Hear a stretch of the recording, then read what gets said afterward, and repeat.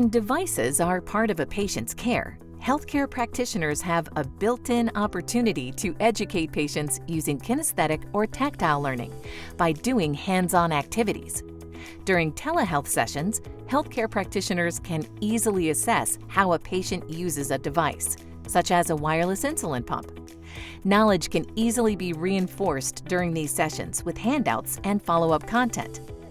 As always, telehealth involves auditory learning and often visual learning as well. Hi Judy, I'm Carolyn and I'm from your endocrinologist's office.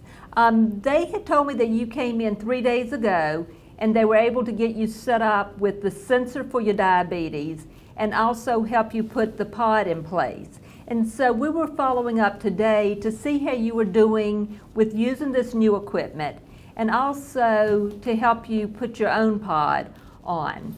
To begin with, I would like to know about the transmission. Are you able to use your iPhone to get your information? Yeah, the information comes right up on the app. It has to be open at all times, though, I found out. Can you pull it up for me so that I can see what you're looking at? Okay, that's awesome. I really appreciate that. That's helpful. I know with this system, it's also something that can go to your iPhone and that family members can have access as well. Have you been able to get things hooked up with any of your family members? Yes, as a matter of fact, both my daughters and my husband all get alerts anytime my blood sugar goes too high or too low. Have you had any issues where that has occurred? No, not yet. Okay, well, great. The next thing we wanted to do was really look at the pod that you have in place and go on and let you change it while I'm here to observe. If I remember correctly, I've got to deactivate it first. Okay, correct. I think I'm doing that. Okay, that's excellent. Thank you. I'm going to remove it. Let me see the area to see if you're having any kind of reaction to the adhesive. Okay, that looks good. You're doing well with it, okay. Now, I have to activate a new pod. Filling the vials with insulin was kind of different because in the hospital, they did it with the pen. So I had a pen while I was in the hospital, and then all this is kind of new to me. Yeah, hold it up high so I can see. Okay, that's great. How many units are you giving, or are you putting in?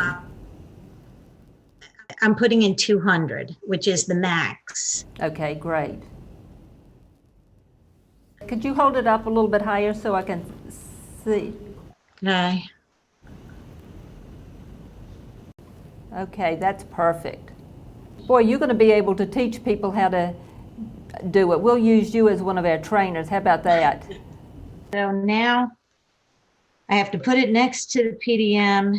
I guess at this point it's moving the insulin around inside the pod.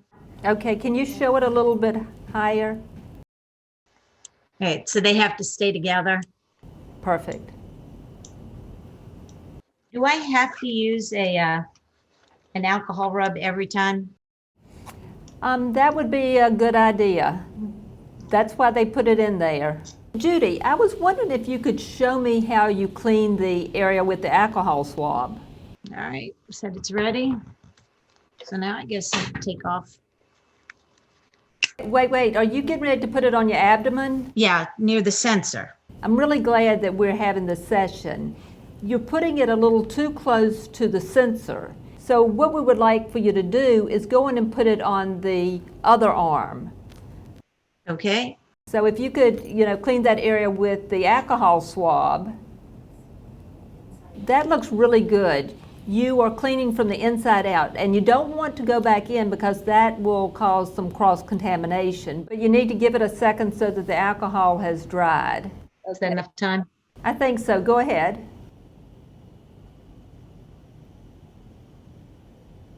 Now it says to confirm that it's on, and it is. And now wait for it to pop and hurt. Oh, we heard that pop. You got it. And there should be a pink So that's one problem with doing it yourself. I can't see whether the pink dot is on there or not. Oh, yes, there it is. Okay, so then it is good to go. One thing that you could try is to get a hand mirror, and that way you can hold it over and you can tell whether the little pink spot's on or not. Oh, that's an excellent idea. Do you have any questions? It looks like you have the technique down pretty well. I have to say I'm impressed. Not that I can think of right now. Did you receive the educational information that we sent on nutrition? I have not, but that would be very helpful. Okay, yeah, we have some that are like this. What I'll do is I'll go on and email these out to you so that you can stay on top of it. And I'll put it in your chart that we worked with you today and that you're moving along quite well. And I want you to feel comfortable calling us if you notice that you're having any trouble, if your blood sugar stays too high or it runs too low for a longer period of time. Be sure to contact us so that we can review the records, because the information you get we can pull down as well and know how you're doing, and we might have to make adjustments based on that. Your next visit will be in 1 month, and be sure to bring everything that we have been over with you in case you have additional questions. But this is great. You're doing a really, really good job. Thanks so much. Well, thank you very much. When devices are part of a patient's care, healthcare practitioners have a built-in opportunity to educate patients using kinesthetic or tactile learning by doing hands-on activities.